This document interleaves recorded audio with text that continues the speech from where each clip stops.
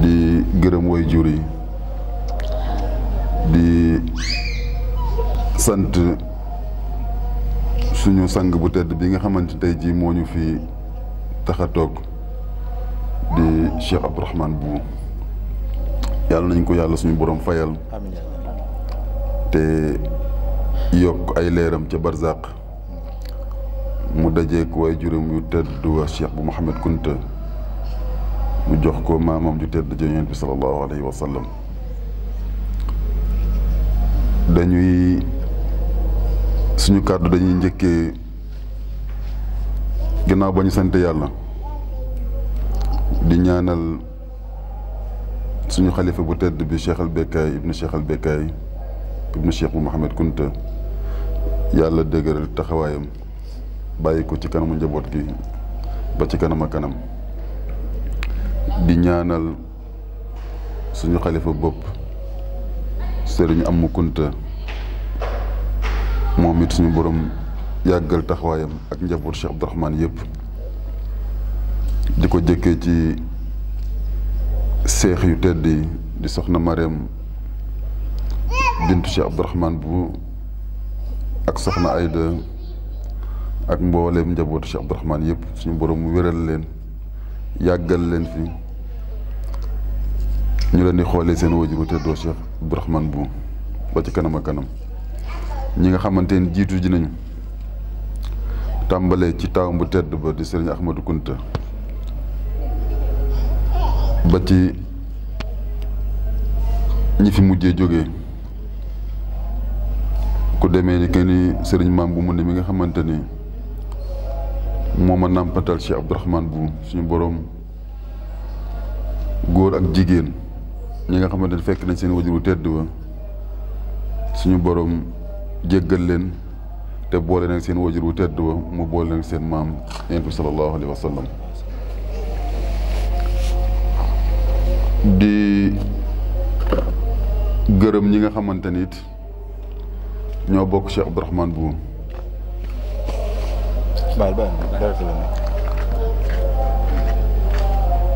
te aw góor borom ñuy ànd di taxawu ci liggéeyam bii nga xamante ne bu jubsee rek kenn ku ci ne day mel ni yow rek yaa moom Cheikh Abdourahmane. damay faral di gis ci loo xamante ni ci njabootu Sëriñ Abdou laay ëpp ci lu ma ko gisee bokk jàppewuñu Sëriñ Abdou waajur waaye ab sang lañ ko jàppee.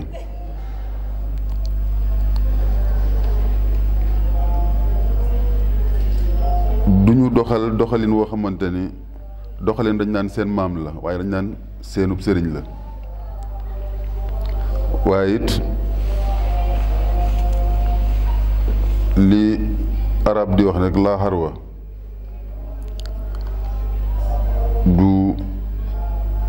du yéeme ndax lu dagg rek moroom lay fekk. Sëriñ Abdou mi nga xamante ni njabootu boppam dañ koy tarbiyu ba bi mu génnee àdduna di ko tarbiyu ba suñ jon yàlla tey jii moom noonu la nekk woon ki way juram ndax nettali nañu ni Sëriñ Abdou dundu woon ak way juram lu yàgg waaye Cheikh al Bekkaay mi nga xamante ni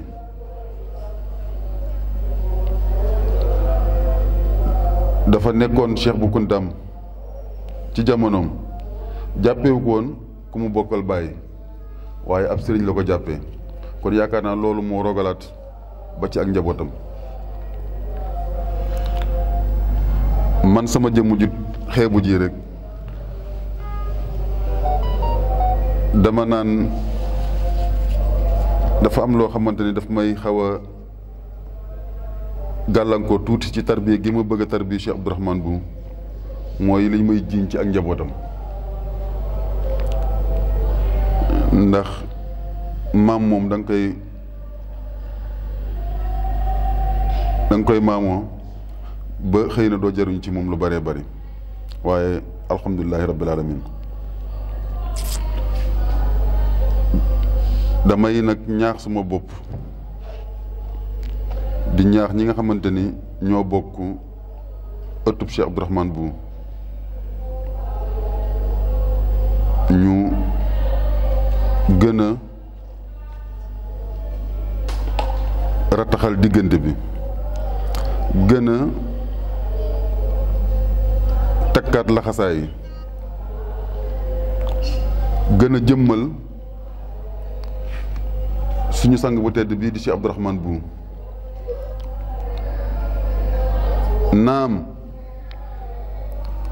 li ñu koy defal dana am njeexital ci moom ala kulli haal muy alquran ji nga xamante ni ñu ngi koy ñaanal muy ñam yi nga xamante ni ñu ngi koy séddale muy bokk gi nga xam ne ñu ngi koy ràbbantal aw yiw lay doon fekki ko fa mu nekk ca barzaq ala kulli haal waaye it ka ciy gën a jariñu mooy ñun ñi nga xamante ni dañoo nekk ci kaw suuf te yàgg daañu ko fekki ndax dañuy faral di wax ni nitu yàlla la mu mënoon ci ca ba muy dund bu génnee àdduna la koy gën a mën Cheikh Sid Lamine Cissé mu ngi koy wax léegi di wax barke boo xamante ni mu ngi rogalaat ba ci ñoom ñi nga xam ne ñooy sëtu Abdou Diène te dara waralu ko lu dul liggéeyal ga seen waajur wu tedd wa daan liggéeyal Cheikh Abdourahmane Bou kon damay gën a soññaat suma bopp di soññ yéen ñi nga xamante ni mooy kuréelu Cheikh Abdourahmane Bou muy sët yi ak sëtaat yi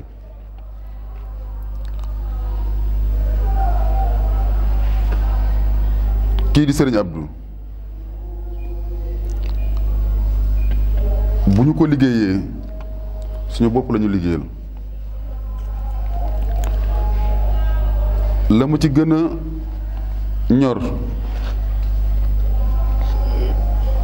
du dajale mbooloo mi rek ñu gàmm dajaloo xal-xal dem déedéet waaye enseignement yi nga xamante ni moom lañ ciy tiire ndax Sëriñ Abdou léppam yiw la Sëriñ Abdou léppam mbaax la Sëriñ Abdou léppam defar la woon kon bu ñu am complexe yenn saa yi dama koy reprocher sama bopp dañoo am benn complexe d'infériorité vis-à-vis ak ñeneen ñi dañuy am loo xamante ni keneen ku ko amoon ci kaw suuf da nga ko jàppin woo xamante ni ñun Ahlu Kunti jàppuñu ko noonu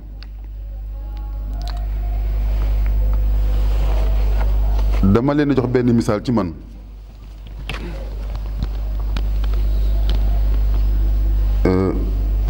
naam lu yàlla dogal la ma bëgg sama xol Cheikh Abdourahmane Bou waaye chaque jour dama koy sante Serigne Saliou damay bëgg a wax rek tuuti rek dayooy Serigne Abdou ma indi leen misaal moo xamante ni lu palpable la muy Serigne Saliou bari na ñu naan nekkoon na fi borom jamono ndax tur woowu am na ko Serigne Saliou borom jamono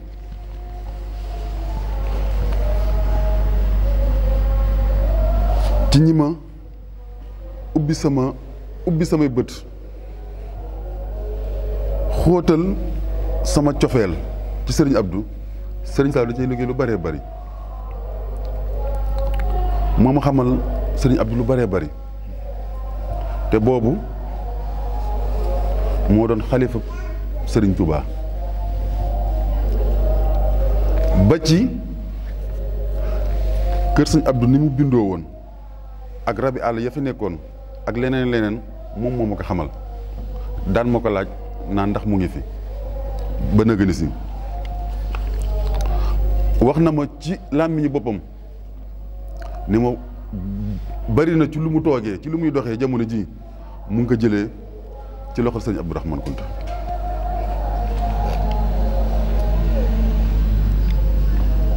ndax sëriñ Mamadou Kounta moo doon xaritam moom sëriñ Saliou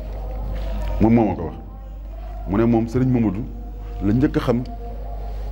ci askanu Kounta waaye li ñu doon wax léegi nag ci tànt ba ci bëccëg ñu ne ñaar ñi dañ doon kenn muy sëriñ Abdou ak sëriñ Mamadou dañoo xaritoo woon bokkoon lépp ba bokk at mu ñu juddoo muy 1900 boobu mu ne moom mu daan jógee Touba di gane si sëriñ Mamadou mii sëriñ Mamadou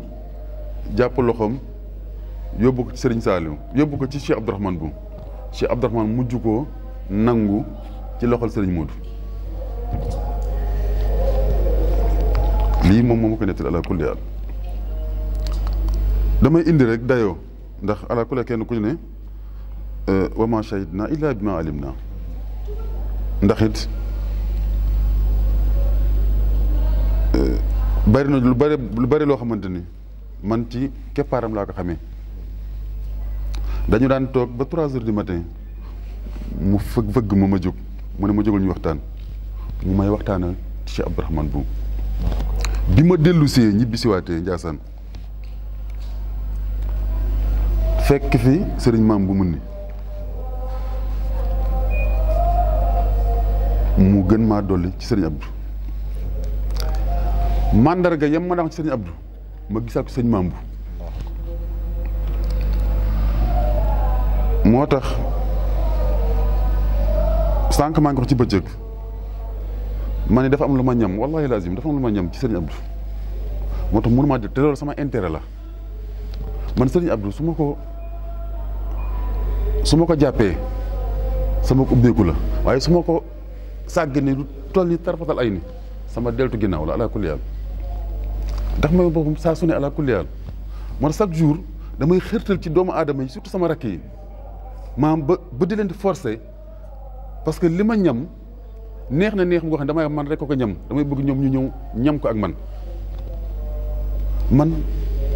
loo mën am ci kër àdduna sëriñ Abdou ma gënal ala kulli haal wallahi lazim sëriñ Abdou xëy na yenn saa yi damay wax ñu bëri dañ jàpp ni mbirum folklore wala déedéet waaye ci xol bi la nekk ala kulli haal te ñaar ñii dañ ko liggéey ci man gis nga guddi gii lu ne dégg naa ko ci lu ne daj naa ko ci mais nag sama intérêt la fii ak fële wallahi lazim te moom laa yéene njaboot sëriñ Abdou yëpp ala kulli haal moo chaque jour bëgg ñu gën a taxawal gis nga ñoom bu xale yi ñoom maam roqee man ku ma bëgg rek damaa gis nga am attachement ci sëriñ Abdou gis nga boo ko bàyyi tarfa doo ma saf dara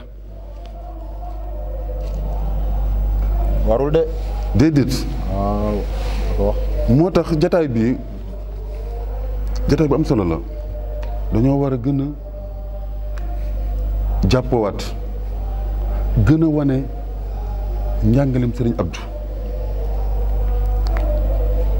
gis nga boo demee gànnaar boo demee Mauritanie fa gën a sori ca Mauritanie bu ñu la wax ci mbiru sëriñ Abdou mais da nga naan man lu may def Sénégal ndegam naar yi nga xam dañ naan gànni sëriñ Abdou rek bu ñu xamee ne yow surtout sëriñ Abdou nga dañ lay te ay kunta lañu ni yow dañu lay maral sa tànk suñu yoon walaate bii rek yaakaar naa ni kii seede la ci am na loo xam ne moo ko filmé moom yar na ko moom moo ko filmé moom kay ba walaata fa daanaka kunta cosaanoo ci gàttal du foofu waaye nag ci dëkku Cheikh Ahmadou Becaye moom mii am na loo xamante ni faw de am seede wallahi al azim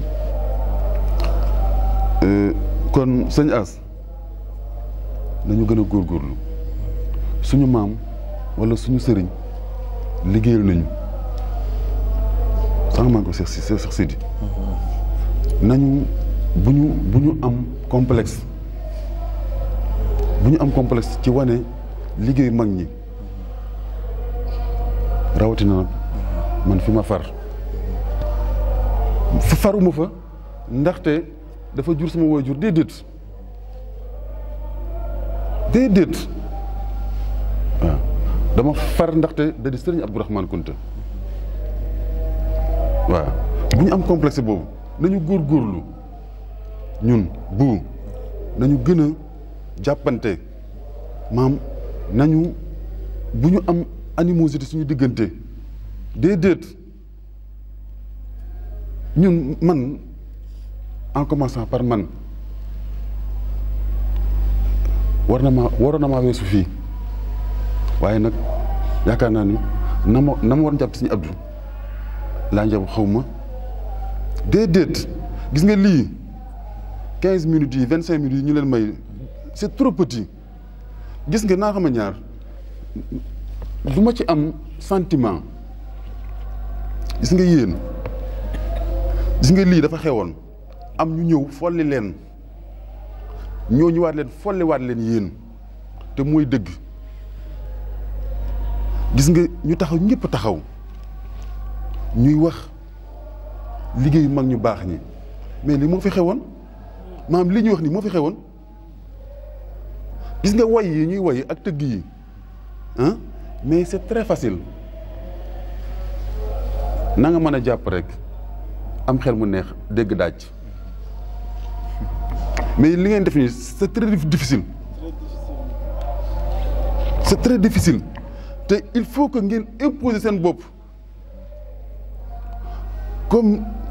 ni fi jàngkat yi jógee comme ku demee ne Baye bu wala Cheikh bu wala keneen ak keneen maanaam ni ñu imposer seen bopp dégg nga ba fi mu toll nii bi ñu nee dañuy def wàcce kaamil rek def waxtaan ñu ne déedéet tax amul jàng déedéet dañoo war ni bu ñuy guddi Sëriñ Abdou 95% yi di lii di waxtaan wii ndax moo ñu jëriñ fii moo ñu jëriñ fële dégg nga bu leen am complexe yéen ñi nga xamante ni da ngeen a jàng plus de 15 ans d'expérience dem leen ngeen gëstu ji Kunta dem leen ngeen gëstu ji Cheikh bu Kunta bu baax a baax dem leen ngeen gëstu ji Cheikh al Becaye dem leen ngeen gëstu ji Cheikh Abdourahmane Bou dem leen ci plateau yi comme ni ko ñëpp di defee fi mu toll dafa xew dégg nga dafa am loo xam ne day waaj a xewee xool leen ko ci ay plateau yi xew nangam sangam déedéet yéen lañ fa soxla ngeen wax kan mooy Serigne Abdou ngeen wax kan mooy Cheikh bu Kunta dégg nga loolu mooy dëgg doomu aadama warut am complexe gis nga kii ñu fi taxawal nii Cheikh Abdourahmane donte lu ñu naan il était modeste il était humble mais nag ku amoon personnalité la ku amoon fulla la moo ko may li mu am lépp Cheikh Abdourahmane ñu baree bari dañuy wax ci tukkeem ba Burkina man néeg bañ ko dalaloon fa mu nekkoon man dem naa fa man Serigne Abdou dama ko bëgg ba fépp fu mu jaar dama fay jaar. tax it doo ko rëccu de. gis nga ca móora naa bay néeg bañ ko daloon man dama fa dem man dama xam ñaata nit lañ ko joxoon wóor na yàlla li ma xam ci Serigne Abdou fi mu toll nii ci tukkeem Burkina Faso bëriwul ñu ko xam man dama demoon rek pour découvrir pour xool xeeñcu ko lu taxoon Cheikh Abdourahmane jóge Ndiassane dem ba Burkina et j'étais ému maam Sid Lamine Baye Sidi bu gëstu leen seen maam bu baax a baax maam yéen ci waxtaanee Kunta da ngeen ci war a teral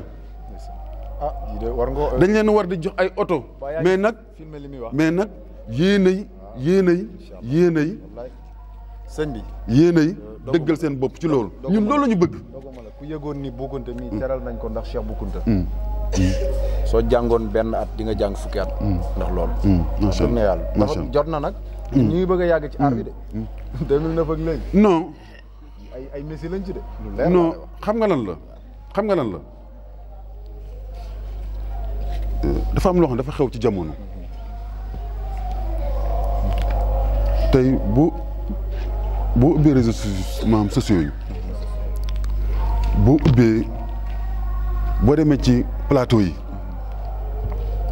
mais ñu nangu ak ñu bañ koo nangu Njaasaan boog man j'ai le droit de parler à Njaasaan amul diversité ñaari nit wala ñett au plus grand ñooy wër les plateaux comprendre nga maanaam dañuy soxla ñun réew mi dañoo soxla ku leen waxal ci Cheikh Bou Kounta ku Cheikh Abdourahmane Kounta mais nag faaw yéen ñii ngeen am audace boobu dégg nga ba nit ñi di leen teral tey bi ngay ñëw fii ci tàntu Serigne Abdou da ngaa waroon a gaare sa oto bu rafet. waaw puno sax aw ma ko. dégg nga waaw non parce que xam nga lu tax. dëgg na Serigne Abdou liggéeyal nañu ko Cheikh Bou Kounta liggéeyal nañu lu ëpp loolu ala kulli haal mais nag fulla nag mooy tax ñu jëli ko ala kulli haal nañu delluwaat ci li nga xamante ni mais xool leen li xew ci jamono ji fi mu toll nii li xew maam du ma tudd tur mais xool leen fi mu toll nii waxtaankat yi fi mu toll nii. ci yeneen tarixa yi mais ñoo gàddu bës bi. ñu ngi yëg seen bopp ñoo gàddu bës bi jàngkat yi ci yeneen kër yi kenn déggatu leen comprendre nga parce que mënoo ci jariñu sax mais neex na nag faaw nag ñu xumbal tuuti mais nag lii nag moo ñu jariñ mooy tax ñu xam ñun nan la ñuy taxawee nan la ñuy def ba jéem a def la Serigne Abdou daan def wala la Cheikh Bou Kounta daan def faaw ngeen gëstu loolu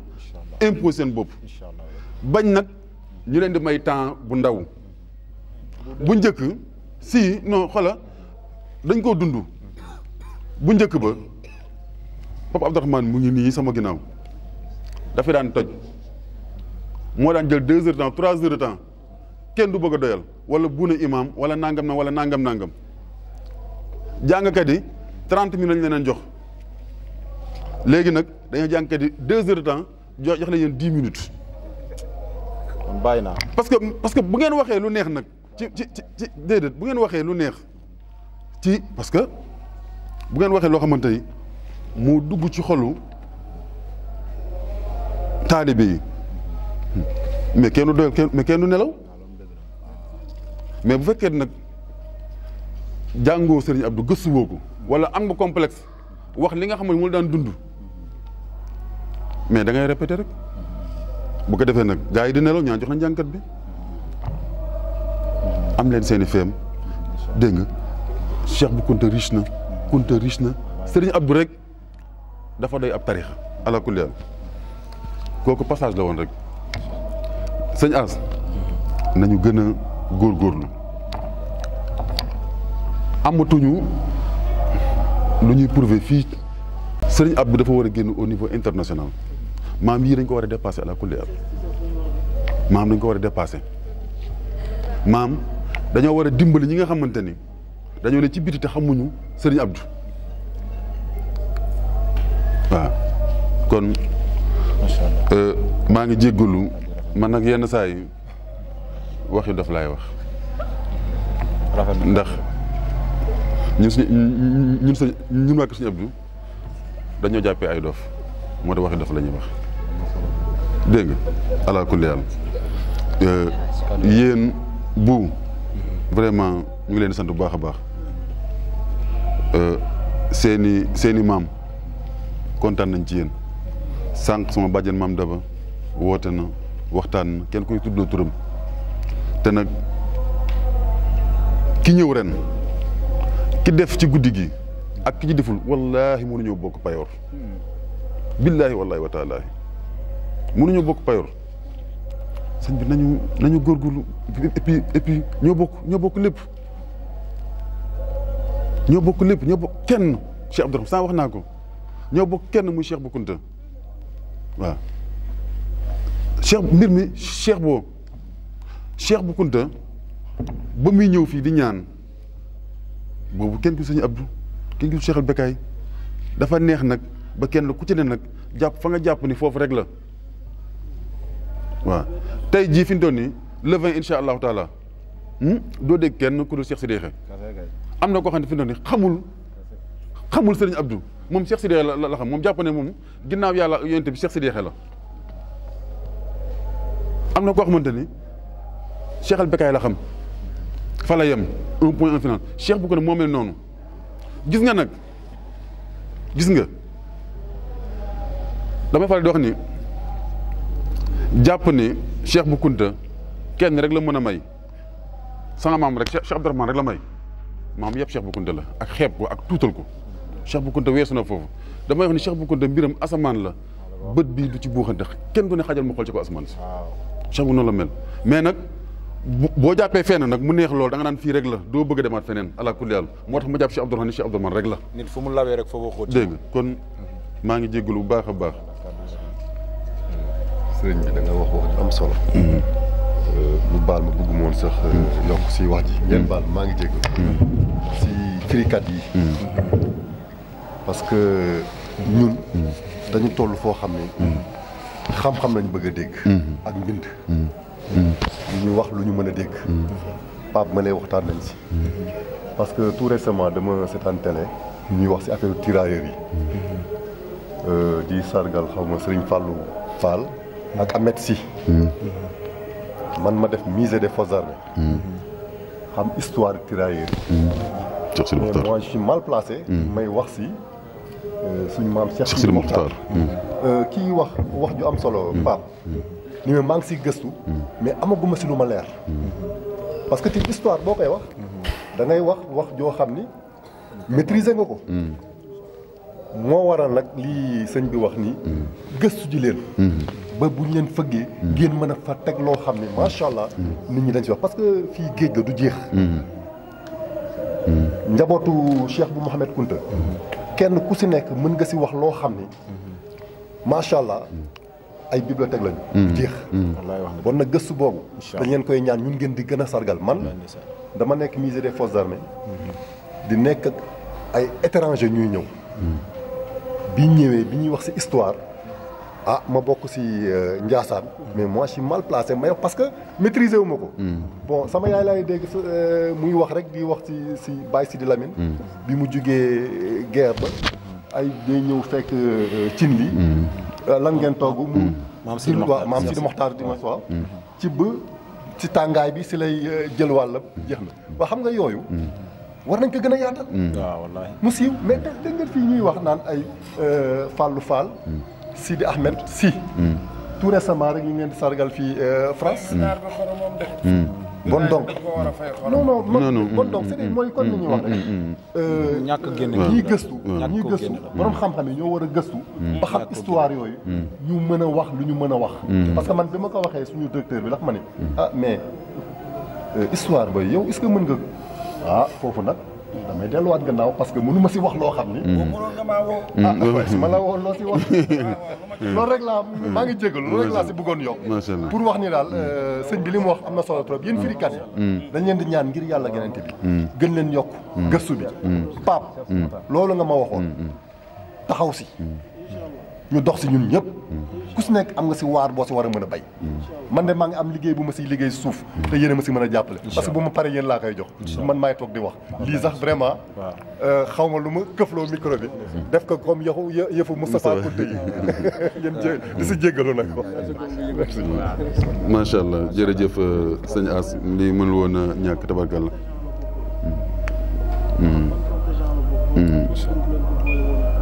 waaw mais parce que aussi loolu laaj naa ci alaaji mu bàyyi bu jëm. yoroon na 18 personnes. am naa ci yaakaar ndax it ba jàng jotee dem ngeen jàngi avec une très grande difficulté nag maanaam je peux en témoigner tey mën naa ni ñoom buuñi ñëpp volontairement la ñu dem jàngi ak ay difficultés yu metti parce que njàng Mauritanie dafa dawee sax waaw jàng yomb tabarkalla macha allah bu leen gis nga li ñuy liggéey bu leen yaakaar ni mukk li ngeen def nii maanaam yéen ci jariñu waaye génération bi bii ñëw futur maanaam dañuy liggéey pour suñu génération bi futur tey jii Ndiassane ni mu mel lumière bi leneen Cheikh Bou Kounta ba mu koy liggéey fekk ko fi daanaka jaruñ ci waaye tey ñun ñi ñoo ci jëriñu ñun aussi nañu jéem a liggéeyal pour suñu génération dégg nga tey jii koo gis Ndiassane fi mu toll actuellement lan lay xëcc fu mu dëkk kër ndax amuñu problème espace pourtant Cheikh Bou Kounta moo ñu ko liggéeyal ñun aussi nañ jéem a liggéeyal suñu génération bi ñëw nañ ko liggéey ci lépp nag ala kulli haal maa ngi sant ñëpp di gërëm ñëpp di ñaanal ñëpp di ñaan bu déwénee incha allahu taala mbir mi gën a yaatu lii it ñu def ko programme lii nañ ko def programme donte la fi daan am du fi jóge waaye lii nañ ko ñambaas dégg nga ñu xool ba xam daañ mën a compétir ak tradition bi maanaam surtout lii maanaam donte benn 2 heures de temps la nii ngeen toogee ni comme def nañ ko daaw def ko ren bu déwénee nañu defal ko incha allahu taala donte bu ngeen ci tànt bu mag bi incha allahu taala yaakaar naa fa lay nekk ndax ren lii foofu la war a nekk maanaam dañoo waroon a gàmmo 2 jours mais nag waxtaan nañu xam nañu li ko waral ala kulli haal te it vraiment